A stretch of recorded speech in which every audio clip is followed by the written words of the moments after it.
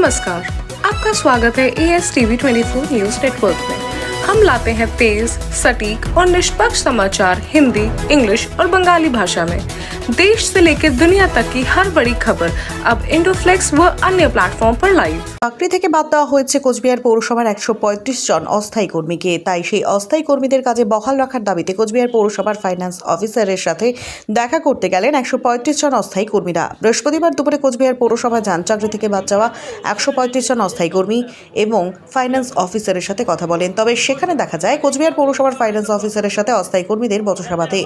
সাংবাদিকদের মুখোমুখি হয়ে চাকরি থেকে বাদ হওয়া অস্থায়ী কর্মীরা জানান তাদের দাবি একটাই, তাদেরকে পুনরায় কাজে বহাল রাখা হোক। অফিসারের সাথে যে একটা বচসা বাধে সেটা সেখানেই মিটে যায়। তাদের দুই পক্ষের মধ্যে একটা কথা কাটাকাটি হয়েছিল।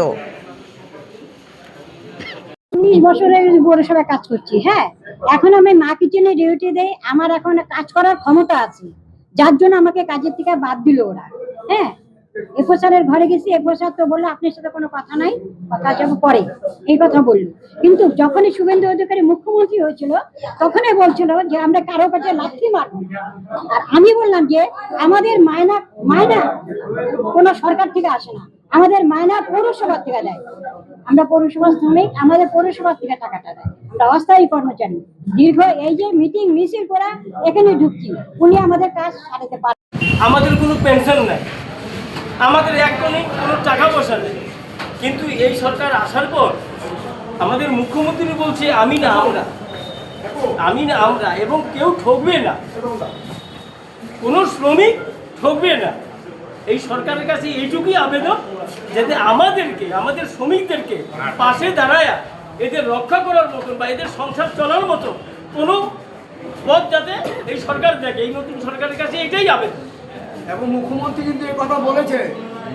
বলছি একটা এটাই আমার আবেদন সরকারের কাছে। আপনারা যখন কথা বলতে গেলেন তখন দেখা গেল অফিসারের সাথে একটা বাগদ্বন্দ্বতায় জড়িয়ে পড়ল। ওটা একটা ভুল বুঝাবুঝি হয়েছিল, মানে আমরা আমাদের আবেগে হয়তো স্যারকে বিচার কথা ভুলই বলছি, ওটা বলা উচিত না। যে কোনো অফিসারকে সম্মান করা আমার কর্তব্য, সেটা একটু মিসগাইড হয়েছে আমাদের। হ্যাঁ, তারপরে এরপর স্যারের কাছে গিয়ে ওইখানে একটু মিসগাইড হয়েছে, ওটা আমাদেরই ভুল, শ্রমিক হিসাবে ভুল আমাদের।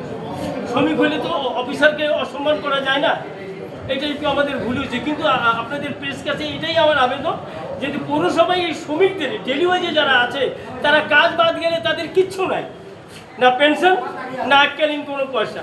যদি আপনারা প্রেস যখন এই সজল এই সমাজকে আপনারাই পথ দেখান, আপনারাই চোখ এই সমাজে। যারা ডেলি ওয়েজে আছেন 135 জনকে চাকরি থেকে বাদ দেওয়া হয়েছে।